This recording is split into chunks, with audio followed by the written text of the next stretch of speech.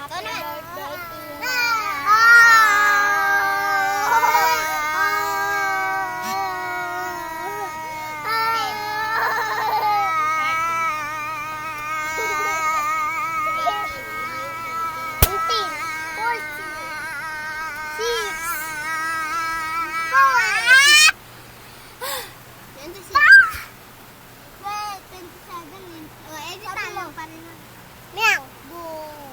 Ikaw. O, di ba natalo ka?